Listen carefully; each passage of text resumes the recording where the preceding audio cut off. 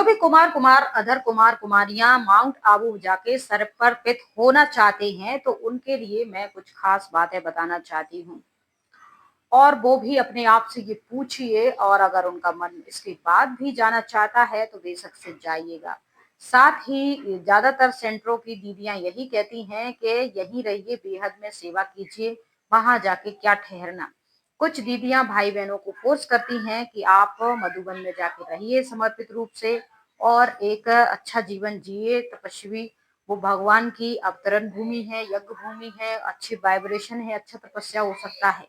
तो ये सारा फोर्स के पीछे उनका क्या उद्देश्य है, वो क्या आपकी भलाई चाहती हैं या इसमें भी उनका अपना कोई फायदा है।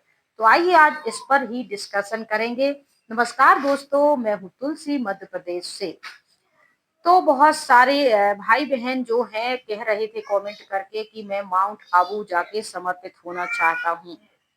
तो आपके लिए बता दें कि इसमें से आप कुछ एक बातों का ध्यान रखिए। सबसे पहली बात तो अब जो शिव बाबा का प्रोग्राम है बाबा मिलन का, वो बंद हो चुका है, आते नहीं है। और जब इसमें जाके सेवा करते थे तो वो अलग ही नशा था। माउंट आबू में लोग ज्यादातर भगवान से मिलने के लिए, उनसे शक्ति भरने के लिए, और हजारों वर्षों से हम भगवान से बिछड़े हुए हैं, उन्हीं से मिलने के लिए, उनकी झलक देखने के लिए, दृष्टि जाने के लिए, उनके टोली खाने। तो बाबा तो अभी आते नहीं हैं और बाबा ने तो यही कहा है कि जब मेरा आना बंद हो जाएगा तब लोग यहाँ सिर्फ तीर्थ स्थानों के जैसे आएंगे ये देखने के लिए कि बाबा कहाँ आता था, और वो उसी में ही खुश हो जाएंगे। तो जब बाबा ही नहीं आता है जिसके लिए आप सारा जीवन सौंपना चाहते हो तो फिर जाने का क्या फायदा। इससे अच्छा आप अपने कर्म क्षेत्र में रहिए, अपने परिवार वालों के साथ रहिए, अपने जहाँ जो बिजनेस कर रहे हैं, जो भी कर रहे हैं, सेंटर से जुड़े हुए हैं, वही सब जगह विस्तार सेवा कीजिए और अपना कर्म भी कीजिए, साथ में घर परिवार भी संभालिए। दूसरी बात है, कुछ कुमार हैं जो अकेले रहते हैं, जॉब करते हैं या बिजनेस करते हैं, वो भी कह रहे थे कि मैं सब कुछ समेट के यहाँ से और माउंट आबू में जाके समर्पित होना चाहता हूँ। तो जाना चाहते हैं, अच्छी बात है, जाइए। आपका आपका मन है उसमें, मैं क्या कह सकती हूँ।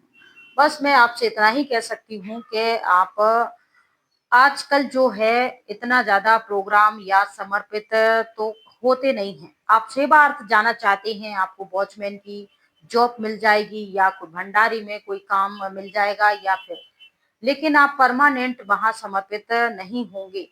हो भी जाएंगे तो उसके लिए या तो आपको अच्छा खासा पैसा जमा करना पड़ेगा, या फिर आपकी कोई ऐसी वरिष्ठ दीदी से जिनके अंडर में बहुत सारे उप सेवा केंद्र हों, सेवा केंद्र हों, और बहुत सारे ऐसे गीता पाठशालाएं हो जिनका मधुबन में हर 2-4 दिन में, महीने में कम से कम 5-6 बार प्रोग्राम अटेंड, भट्टी अटेंड, विंग्स अटेंड, उनके कोई भी वीआईपी जाते, इतनी उनकी ऊंची फोर्स हो, पकड़ हो, उनके थ्रू आप वहां जाके समर्पित हो सकते हैं। क्योंकि समर्पित भाई बहनों की अलग फैसिलिटीज होती है और वहां सेवाधारी भाई बहनों की अलग फैसिलिटी होती है। समर्पित भाई बहनों को वहां पर बहुत सारी फैसिलिटी, जैसे आपको यज्ञ की तरफ से कपड़े मिलेंगे, यज्ञ की तरफ से आपको रूम भी मिलेगा, यज्ञ की तरफ से आपको घूमने फिरने का खर्चा मिलेगा। अगर आप बीमार हो जाते हैं तो यज्ञ की तरफ से जो वहाँ की सरेंडर भाई बहनों के लिए हॉस्पिटल है, फ्री इलाज मिलेगा। तो ये कुछ मोटा मोटी जरूरतें हैं जो आपकी पूरी यज्ञ की तरफ से होगी। उसके लिए या तो आपको अच्छा खासा अमाउंट पे करना पड़ेगा, या फिर बहुत ही बड़ी बहन जो है जिनकी अच्छी पकड़ है मधुबन में भी, और उनके सेवा केंद्रों की मात्रा भी बहुत है, और उनके अंडर में बहुत सारे वीआईपी सर्विस भी है, बहुत सारी गीता पाठशाला, बहुत सारे सेंटर, यानी एक अच्छी पोजीशन हो उनकी वीआईपी, उनके सोर्स के माध्यम से आप वहां समर्पित होते हो। जो दो कंडीशन में, तो अगर इन दोनों कंडीशन में आप परफेक्ट हैं तो आपको की इच्छा है तो आप वहां सरेंडर हो सकते हो। दूसरी बात है, अगर आप दीदी आपको वहां समर्पित करना चाहती है तो उनके पीछे ये नहीं है कि तुम वहां देवता बन जाओगे या तुम्हारी बहुत ऊंची होगी या लोग, उसमें भी उनका अपना फायदा होता है। और फायदा ये होता है कि अ, उनके हर महीने बहुत सारे वीआईपी जाते रहते हैं घूमने के लिए। बहुत सारे लोग ऐसे होते हैं जो शिविर के साथ साथ नहीं जाना चाहते, खुद से रिजर्वेशन या खुद के वाहन से जाना चाहते हैं, और वहां सिर्फ घूमना फिरना करके आ जाते हैं। तो उसके लिए अगर दीदी का कोई पहचान का या उनके सेंटर का कोई भाई होगा तो वो उनको फोन कर देंगी कि देखिए फला फला ये व्यक्ति आ रहा है, आप स्टेशन से रिसीव कर लीजिए, खाना पीना खिला दीजिए, आप उनको साइट सीन घुमा दीजिए और यहाँ यहाँ घुमा दीजिए, फला फला भाई से मिला दीजिए। ये उनका काम रहेगा। दीदी खुद आएंगी तो आप स्टेशन उन्हें लेने जाएंगे, छोड़ने लेने जाएंगे। अब कुछ भाई कहेंगे इसमें क्या बड़ी बात है, दीदी जब हमारे लिए इतना करेंगी तो हमें भी तो उनके लिए कुछ करना पड़ेगा। लेकिन अगर आप खुद से ही सोचिए कि वो सिर्फ इसलिए आपको वहां रखना चाहती हैं क्योंकि उनकी मदद होती रहे, उनसे अकेले से तो उनका स्टेशन तक जाना आना, छोड़ना, घूमना फिरना, ये सारे काम तो एक बड़ी बहन के लिए पॉसिबल नहीं हो पाते। उनके साथ दो चार कन्या चाहती हैं, दो चार कुमार चलते हैं, तब जाके उनका काम बनता है। तो और दो चार वो 8-10 भाई अगर वो माउंट आबू में खुद के समर्पित करवा देती हैं, रहती हैं, तो उनके जो सेवा सर्विस हैं वो और भी उन्हें आसान हो जाता है ये सब कुछ। और अगर आप इन सब कुछ में कंफर्ट है फील कर रहे हैं तो आप समर्पित हो सकते हैं, कोई बड़ी बात नहीं है। दूसरी बात ये है कि आपके पास बहुत सारा अमाउंट भी नहीं है जमा करने के लिए और आपके पास सोच भी नहीं है और आप सपने देख रहे हो कि वहां जाके सरेंडर हो जाओगे और एक समर्पित कुमार कुमारी का जीवन जियोगे, तो ये सपना तो सपना ही रहेगा मुंगेरी लाल का। क्योंकि अब बाबा तो वहां आते नहीं है, विंग्स बाय विंग्स प्रोग्राम चलते हैं और हर विंग्स का एक हेड होता है और हेड के सीनियर जीनियर होते हैं और उनका भी एक ग्रुप होता है और उनके ही जान पहचान वाले लोगों को वो वहां रख लेते हैं ताकि उनका जो ग्रुप गुट है वो बड़ी सी होती रहे और उनका जो काम है वो आसानी से होता रहे। ये सब कुछ होता है। अब ये जरूरी है या नहीं है ये मुझे नहीं मालूम है, लेकिन आप कहोगे कि ये सारी जानकारी मुझे कैसे है, क्या मैं हवा में फेंक रही हूँ या मुझे किसी ने दी है, तो जी नहीं।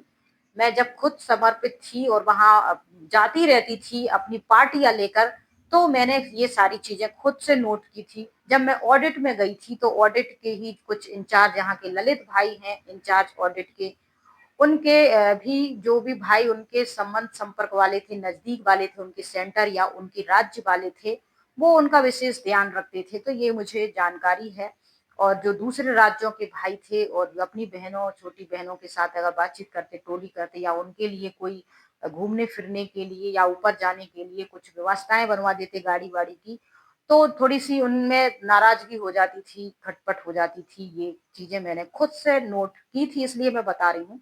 दूसरी बात, अगर मेरे सेंटर का कोई भाई वहां समर्पित है और मैं वहां जा रही हूँ तो मैं फोन कर दूंगी कि मैं इस ट्रेन से आ रही हूँ, इतने बजे स्टेशन उतर जाऊंगी, तुम आ जाना, रिसीव कर लेना, मेरा सामान ले जाना और मेरे रूम में रखवा देना। और उसके बाद मैं कुछ दो चार लोगों को लेके गई तो मैं उस भाई से कहूंगी कुछ गाड़ी बाहर से कर लो या अपने किसी पहचान वाले भाई से ले लो और इनको बिठाओ और ये साइट सीन घुमा के आओ। तीसरी बात मैं कह दूंगी मेरे लिए खाना वाना पैक करवा देना, ये लिटरेचर खरीद देना, ये सब कुछ कर देना और मैं इतनी तारीख को निकलूंगी, इतनी बजे मेरी ट्रेन है, तो ये सारा सामान गाड़ी में भर के स्टेशन रखवाना। ये मेरा काम है, मैंने तुम्हें यहाँ सरेंडर करवाया है इसलिए ताकि मेरा काम जो फटाफट से हो जाए, मुझे किसी चीज की कोई परेशानी ना हो। और एक मुझे एक वीआईपी गिरी सी एक अलग सी फीलिंग आती है जब इतने सारे लोग आगे पीछे रहते हैं, घूमते हैं, सेवा करते हैं। तो ये आप देख लीजिए।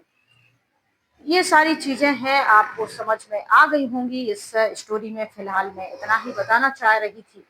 और अगर आप अपने परिवार के इकलौते कमाने वाले हैं, ज्ञान भी अच्छा लगता है, शादी भी नहीं करना चाहते हैं, कुमार जीवन जीना चाहते हैं, तो मैं आपको यही एडवाइस करूंगी, आगे मानना ना मानना आपकी मर्जी है।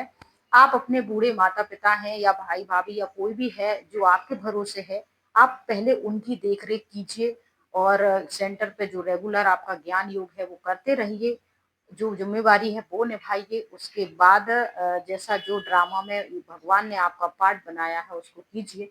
लेकिन अपनी जिम्मेवारी से भागकर अगर आप वहां जाओगे और यहाँ उनका मन चलता रहेगा कि मेरा एक ही तो देख रेख करने वाला था, सहारा था, वो ही सन्यासी बन गया है, चला गया है, तो वहां उनके मन संकल्प हैं जो तुम्हारे प्रति नेगेटिव चलते रहेंगे, तो वहां तुम्हारा यान योग में मन कैसे लगेगा। बेहतर होगा कि उनके साथ रहो, अपनी जिम्मेवारी उठाओ, ज्ञान योग जो भी आपसे होता है, धारणाएं वारणाएं वो करते रहो और उन घर परिवार में रह के कर्म योगी बन के सेवा करते रहो। तीसरी बार, अगर आप शादीशुदा, आपकी पत्नी है, बच्चे हैं, पति है, बच्चे हैं और सास ससुर हैं और माता पिता हैं, बूढ़े हैं, दवाई बीमार है, जरूरत है, तो आप वो ज़रूरतें पूरी कीजिए, अपने बीवी-बच्चों का ध्यान रखिए, उन्हें पढ़ाई-लिखाई के काबिल बनाइए। साथ ही आप सेंटर से आपका जो श्रद्धा अनुसार, जो आपकी स्थिति परिस्थिति अनुसार बनता है, आप सहयोग करते रहिए और अपना घर भी सँभालिए। घर परिवार, बीवी-बच्चों, माता-पिता सबको छोड़ के आप सेंटर पे सरेंडर हो जाएँ, फिर उनका मन दुखी होगा और फिर आपका मन वहाँ नहीं लगेगा, कोई मतलब नहीं निकलेगा। हालाँकि सिखाया तो हमें यही जाता है, नष्टो मुहा बनो, ये जो सब तुम्हें भाई-बहन, पति-बच्चे जो कुछ मिले हैं, ये सब तुम्हारे कर्म बंधन हैं और पिछले जन्मों के कई जन्मों के हिसाब-किताब थे जो तुम्हें मिले हैं, इन सबको अब तो भगवान की पहचान हो गई है, सब छोड़ो-छाड़ो और अपना कल्याण करो। तो भगवान तो कहता है कि विश्व कल्याण करोगे तो ही तुम्हारा कल्याण होगा। अ, और फिर अभी कहोगे कि घर के 2-4 लोगों का कल्याण करने से कोई विश्व कल्याण थोड़ी होगा, 2-4 लोगों को छोड़ेंगे और हज़ारों लोगों की सेवा करेंगे। तो वो सेवा तुम मेडिटेशन के माध्यम से ही कर सकते हो, क्योंकि सारी सेवाएँ, सारी स्थिति, परिस्थिति सब वाइब्रेशन और मेडिटेशन और पॉजिटिव थिंकिंग से होती है। सब विचारों का खेल है, अगर आपकी सोच अच्छी है, आपके कर्म अच्छे हैं, आप मेहनती हो और आप खुशनुमा जीवन में बैलेंस बनाना चाहते हो, तो आप कहीं भी रहो, घर परिवार में रहो, दुनिया संसार में, बिज़नेस में, जॉब में, आप जीवन में बैलेंस बनाना जानते हो, तो कहीं भी आप खुशनुमा जीवन जी सकते हो।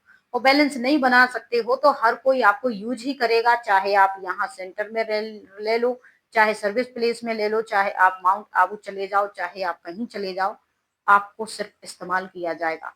आगे आपका जीवन है, आपकी मर्जी है, जो हमें बताना था सो हमने बता दिया। आप अपना जीवन अपनी मर्जी के हिसाब से जी सकते हैं, जो आपको निर्णय अच्छा लगे आप कर सकते हैं। इस कहानी में फिलहाल इतना ही, अपना ध्यान रखिए। जय हिंद, जय भारत, राधे राधे।